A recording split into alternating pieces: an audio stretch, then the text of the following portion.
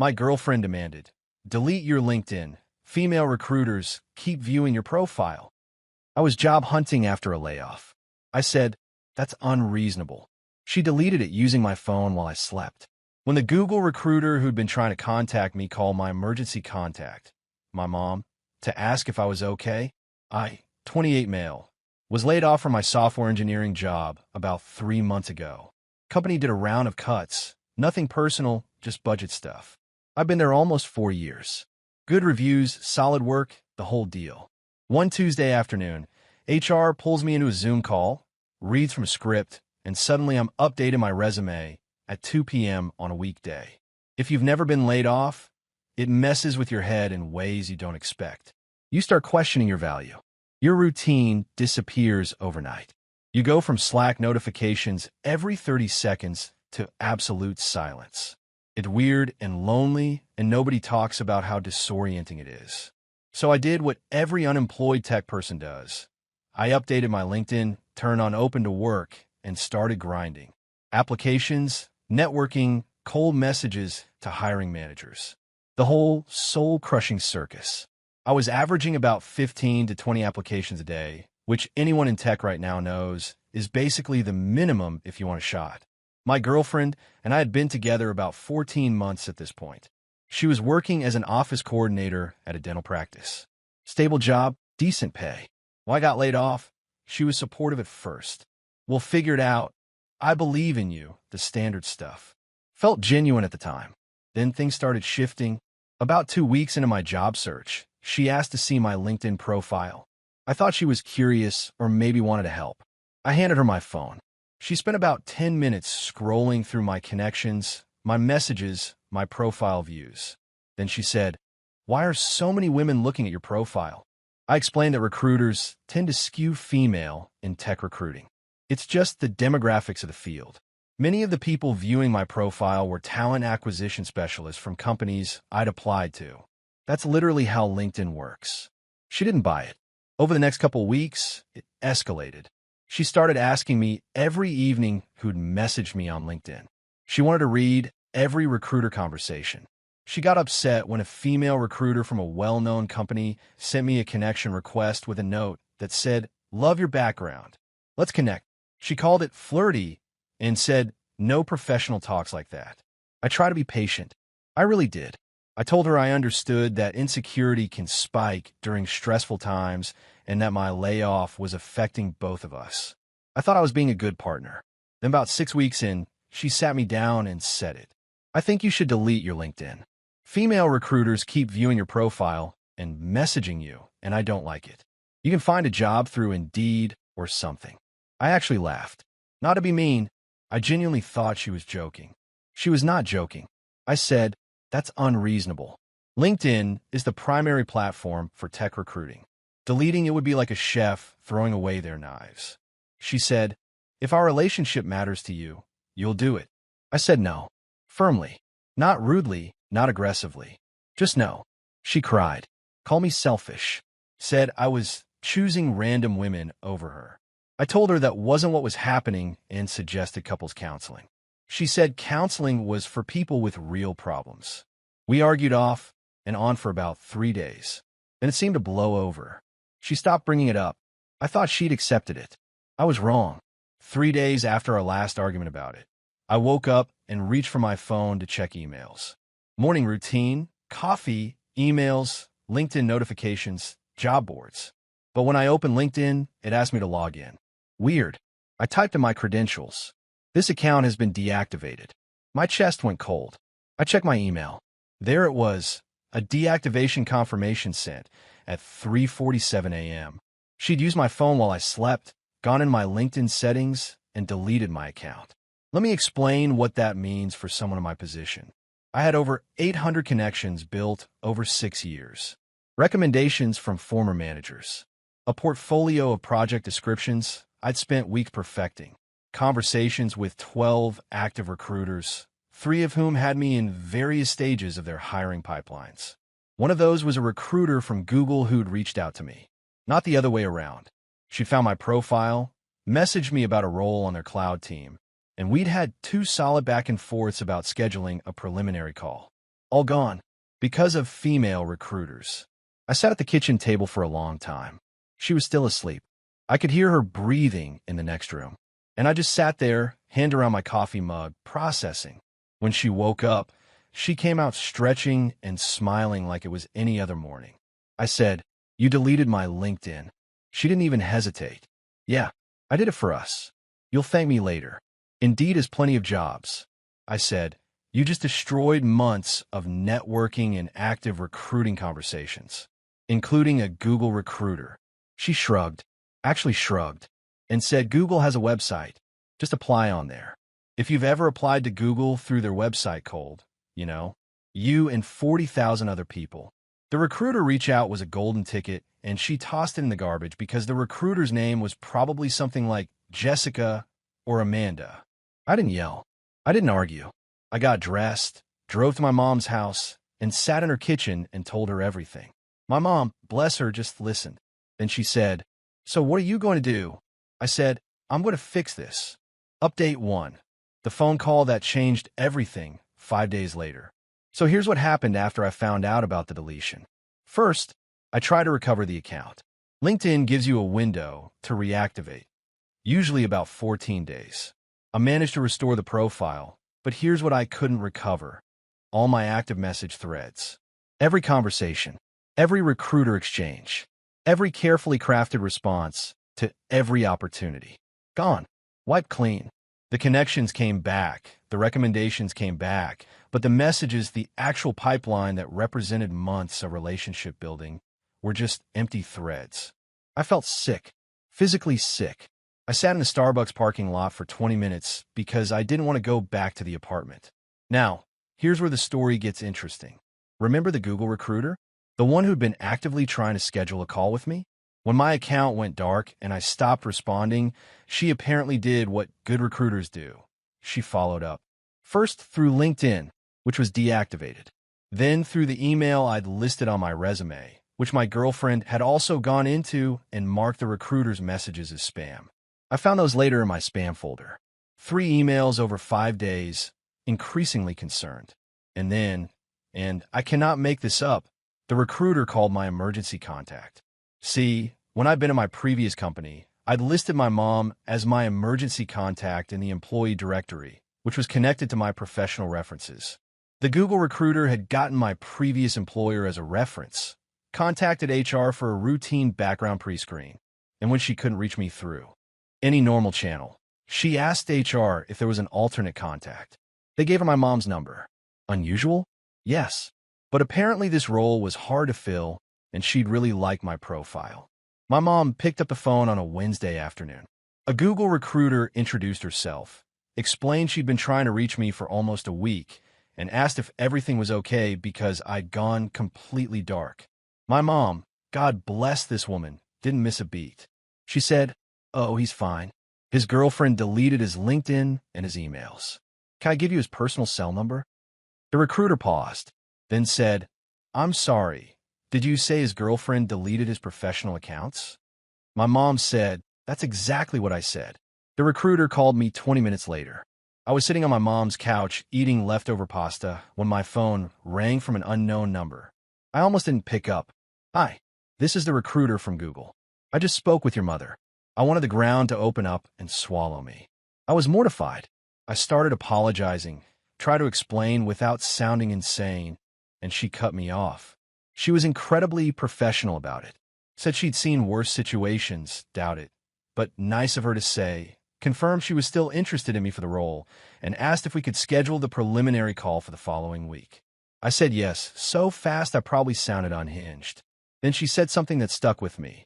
"For what it's worth, your professional profile is strong. Don't let anyone tell you it's not worth protecting." After that call, I drove back to the apartment. My girlfriend was home, sitting on the couch watching Netflix. I walked in, and she immediately started talking about dinner plans. I interrupted her. "A Google recruiter just called my mom because she couldn't reach me, because he deleted my LinkedIn and marked her emails as spam." Her face went through about 6 expressions in 3 seconds. Then she landed on defensive. "You're making this a bigger deal than it is. It's one job. It's Google. So, you think you're going to work at Google?" She actually laughed. Babe, be realistic. That sentence. That one sentence. I replay it sometimes. Be realistic. From someone who deleted my professional network because she was jealous of job recruiters. I told her I needed space to think. She said, "You're being dramatic." I took some clothes and went to my mom's for the night. Over the next few days, her behavior escalated. She texted me constantly, not apologizing, demanding. She wanted to know when I was coming home to talk about this like adults. She said I was punishing her for caring about our relationship. She told me her friends all agreed I was overreacting. Then she pulled the move I'd been dreading. She called my mom directly. She told my mom that I was going through a mental health crisis because of the layoff and that she was worried about me. She said I'd been isolating and acting erratically, and that deleting the LinkedIn was something I'd asked her to do. She actually said that I'd asked her to do it. My mom, who had literally spoken to the Google recruiter and knew the entire truth, listened politely. Then she said, "Sweetheart, I think you should stop calling here," and hung up. My girlfriend then texted me, "Your mom just hung up on me. Your family is toxic." I didn't respond. Meanwhile, I was prepping for the Google preliminary screening. I spent 3 days at my mom's kitchen table reviewing system design concepts, grinding leak code problems, and trying to get my head right. My mom kept bringing me snacks like I was studying for the SATs again. She also gave me the Wi-Fi password on a Post-it note, even though I'd had it memorized since high school. Moms, man. Update 2. The interview, the apartment, and the final straw 3 weeks later. Okay, y'all, buckle up. The Google preliminary screening went well. Really well. The recruiter moved me forward to the technical interview round. I couldn't believe it. After months of applications into the void, of customizing cover letters that nobody reads, of getting auto-rejected by systems that probably flagged me for using the wrong font, I was in a real pipeline at a company that could change my entire career trajectory. I didn't tell my girlfriend. At this point, I'd moved back to the apartment because financially I didn't have another option. My savings were getting thin. 3 months without income does that. I was still paying my half of rent because my name was on the lease and I wasn't about to tank my credit score. She took my return as a sign that everything was fine. She acted like the LinkedIn thing never happened. She even said, "See, you came back. I knew you'd get over it." I wasn't over it. I was planning. But first, the entitlement got worse. Way worse. She started monitoring my phone in new ways. She demanded I keep my phone face up on the table at all times. If it buzzed and I didn't show her the notification, she'd sulk for hours. She installed a shared location app on my phone and hers, told me it was so we can find each other in emergencies. I let it happen because I was focused on the interview prep and didn't have the energy for another fight. Then she went after my email. I caught her one evening trying to guess my new password. She'd changed it once already, the spam filter trick, so I'd updated all my credentials. I walked into the bedroom, and she was sitting on the bed with my laptop open, typing passwords. "What are you doing?" "I forgot my Instagram password, and I'm trying to use your email to reset it." "Your Instagram isn't connected to my email." She closed the laptop and said, "Why do you have to make everything a fight?" I changed my passwords again, this time to something she'd never guess. I also enabled 2-factor authentication on everything: email, LinkedIn, job boards, everything. Lesson learned. Then came the financial entitlement. Because I was unemployed, she decided my half of the household contributions should shift. Not in a let's figure this out together way. In a you owe me way. She started keeping a running tab. On paper. Literally a notebook on the kitchen counter. Groceries, $84. He owes half. Electric bill, $126. He owes half. New shower curtain, $35. He owes half. She wasn't wrong that shared expenses should be split, but the notebook felt less like budgeting and more like a weapon. She'd point to it during arguments. "You think you can disrespect me when you can't even pay for groceries?" I was paying for groceries. I was paying rent. I was burning through savings while applying to jobs and interviewing at Google. But according to the notebook, I was a freeloader. The worst part was what she said to her family. I found out later, through her cousin, who I actually got along with, that she'd been telling her family I'd been fired for inappropriate behavior with a coworker. Not laid off. Fired. for harassment. Her cousin texted me out of the blue. "Hey man, is it true you got fired for hitting on someone at work?" That's what everyone's been told. I stared at that text for a long time. Then I typed back, "No, I was laid off in a company-wide reduction. I have the severance paperwork to prove it." She's lying. Her cousin said, "Yeah, that's what I figured. She does this. She does this." 3 words that told me everything about who I was dealing with. Anyway, the Google interviews. I did 4 rounds over 2 weeks. Technical screens, system design, behavioral. I prepped, like my life depended on it, because, honestly, it kind of did. I did all my prep at the public library or my mom's house. I told my girlfriend I was going to coffee shops to apply for jobs. She complained I was never home, but didn't push it. After the final round, I waited. 8 days of checking my email every 45 seconds. Refreshing like a psycho. Barely eating. My mom called me twice a day just to chat, which was her way of making sure I was still breathing. Day 9, 4:17 p.m. Email from the recruiter. "Hi, I'm thrilled to let you know that the team would love to extend an offer. Let's set up a call to discuss the details."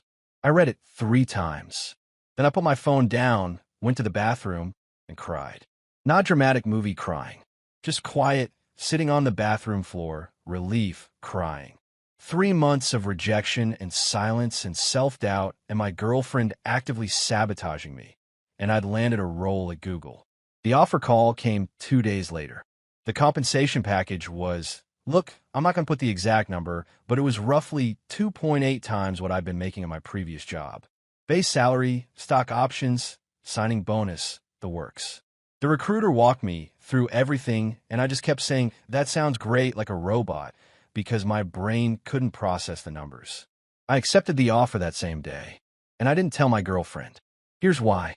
I spent the next week doing 3 things. First, I found a new apartment. 1 bedroom, walking distance to a train line, nice building, pet-friendly even though I don't have a pet. I signed the lease using the signing bonus as proof of income. Move-in date, the 1st of next month. Second, I contacted our landlord and formally notified them that I would not be renewing my portion of the lease. Our lease was structured as a joint agreement with both names. I gave proper 30-day notice as required and informed the landlord that she'd need to either find a new co-tenant or qualify for the apartment on her own income. Spoiler, her salary as an office coordinator wouldn't qualify solo. The rent was $2,100 a month, and most landlords want you making 3 times rent. She was making about $42,000. The math didn't math. Third, and this is the part I'm most conflicted about, I sent her cousin the severance documentation for my layoff. Redacted the financial details, but the letter clearly stated it was a workforce reduction with 0 disciplinary action. I asked her cousin to share it with whoever had heard the fired for harassment story. Her cousin didn't just share it with the family. She shared it at a family dinner with screenshots. I know this because the night after that dinner, my phone exploded. Not from my girlfriend, from her mom. Her mom called me and left a voicemail that I've saved. She said, and I'm paraphrasing, "I know what my daughter told us wasn't true. I'm not going to apologize for her because that's not my job. But I want you to know that I always thought you were a decent young man, and I'm sorry this happened." That was the most I ever got from her family. And honestly, it was enough. My girlfriend came home that night in a rage I'd never seen before. She stormed in, threw her bag on the counter, and started screaming. "You sent my family documents? Who does that?" "Someone who was falsely accused of workplace harassment," I said. I was sitting at the kitchen table, completely calm, because I had a signed offer letter from Google in my email and a new apartment lease in my folder, and nothing she could say mattered anymore. "You're trying to turn my family against me. You told them I was fired for harassing a coworker." I corrected the record. "It's the same thing. You lost your job because you can't keep your eyes to yourself. I got laid off in a budget cut with 40 other people, and I'm now employed again." She paused. "What? I got a new job. Where?" "Google." The silence that followed was the most satisfying 4 seconds of my life. Then, "You're lying." I pulled up the offer letter on my phone and held it up. Didn't let her touch the phone.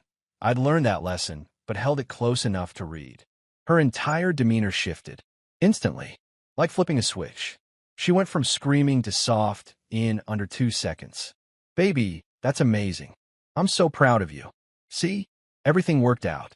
We should celebrate. We're not celebrating. I'm moving out on the 1st. More silence. You're what? I gave notice to the landlord. I signed a new lease. I'm done. She started crying. You can't leave me. I supported you through the worst time of your life. You deleted my LinkedIn, sabotaged my email, lied to your family about me, and told me I wasn't good enough for Google. That's not support. I was scared. I was scared of losing you. You weren't scared of losing me. You were scared of me succeeding. That last line, I didn't plan it. It just came out. But the second I said it, I knew it was true. Every controlling thing she'd done, every act of sabotage, every piece of monitoring, it wasn't about jealousy over female recruiters. It was about keeping me small, keeping me dependent, keeping me in a position where I needed her more than she needed me. She begged for the next 3 days.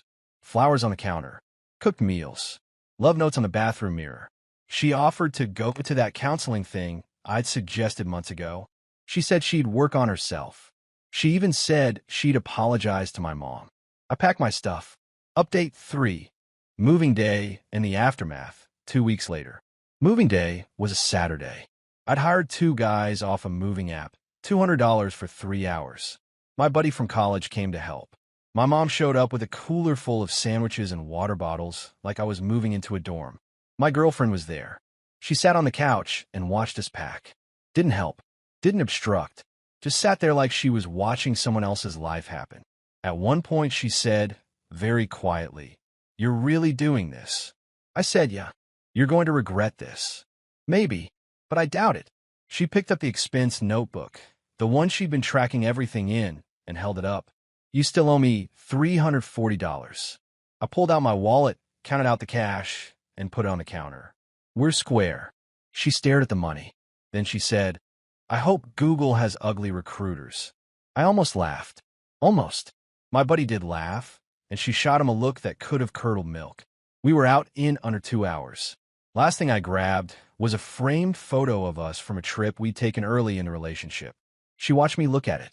I think she thought I was going to take it. I put it back on the shelf and walked out. Now here's the aftermath, because I know that's what everyone's here for. The apartment situation hit her fast. The landlord reached out and told her she had 60 days to either find a qualifying co-tenant or move out. She couldn't afford it alone, and she knew it. She tried to get her sister to move in, but her sister had just signed her own lease somewhere else. She ended up having to break the lease early, which cost her a penalty. I think it was 1 month's rent, so about $2,100. She moved back in with her parents. At 27, I'm not saying that to be cruel. Plenty of people live with their parents, and there's no shame in it. But for someone who'd spent 14 months acting like she was the mature, stable one in our relationship, the optics stung. Her cousin told me her mom made her start paying rent at home. $600 a month. If you're going to live here like an adult, you're going to pay like an adult. I respect her mom for that, honestly. The family fallout was significant. The harassment lie was the thing that really turned people. Her dad apparently sat her down after the family dinner, where the cousin shared my severance docs, and told her that lying about something like that could have ruined a man's life. She reportedly told him to stay out of it. He didn't speak to her for about 3 weeks after that. They've since reconciled, I think, but the trust damage was done. She tried to reach out to me twice after I moved. First time was a long text message about 2 weeks after moving day. It was mostly blame. She said I'd blindsided her, that I'd planned everything behind her back, and that I was just as manipulative as I accused her of being. She ended with, "I gave you 14 months of my life, and this is how you repay me." I didn't respond. Not because I was trying to be cold. I just didn't have anything left to say. Second time was about a month later. Much shorter text. Just, "I saw your LinkedIn is back up. Congrats on Google." I stared at that one for a while. It felt like the closest thing to an acknowledgement I was ever going to get. Not an apology, she'd never apologize, but an acknowledgement that it was real, that I'd actually done it, that the thing she tried to sabotage had worked out anyway. I didn't respond to that one either. As for the job, I started 3 weeks after moving into the new place. The onboarding was intense. The work is challenging in the best way. I sit in meetings sometimes and think about that morning when I woke up to a deactivated LinkedIn and a girlfriend who thought Indeed was an acceptable substitute for professional networking. It feels like a different life. The Google recruiter, the one who called my mom, sent me a Slack message on my first day. It said, "Welcome to the team. Told you your profile was worth protecting." I screenshot that and sent it to my mom. She replied with about 15 heart emojis and a voice message that was just her telling my dad, "He's at Google. I told you. I told you." I'm not going to lie and say I'm completely fine. Some nights, I still think about the good parts of the relationship. The early months when everything felt easy. The way she'd laugh at my dumb jokes. The way she'd fall asleep on my shoulder during movies. That stuff was real too. And losing it hurts even when the person hurt you. My therapist, yeah, I started therapy, couldn't afford it before, but Google's benefits are ridiculous. Says that missing the good parts doesn't mean the bad parts were acceptable. She says I can grieve the relationship and still know I made the right call. I'm working on holding both of those things at the same time. My mom checks in every Sunday. We have a standing phone call at 6 p.m. She always asks how work is going, whether I'm eating enough, and if I've met anyone nice. I told her I'm not ready, and she said, "Good. Focus on you for a while." Last week, she texted me a photo. It was a bumper sticker she'd seen in a parking lot that said, "My son works at Google." She asked me where to buy one. I told her absolutely not. She bought it anyway. It's on her car. Anyway, that's the whole story. 3 months of unemployment, a girlfriend who deleted my career to protect her insecurities, a mom who accidentally became the most important part of my interview pipeline, and a recruiter who refused to give up on a candidate. I'm eating better, sleeping better. I have a savings account again. I have a career I'm genuinely excited about. And I have a LinkedIn profile with 900 connections, every single one of them protected by two-factor authentication. To anyone out there going through something similar, someone trying to keep you small because your growth threatens them, please hear me. Your career is not a negotiation point in a relationship. Your ambition is not a threat.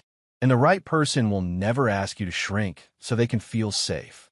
And for the love of God, enable two-factor authentication on everything.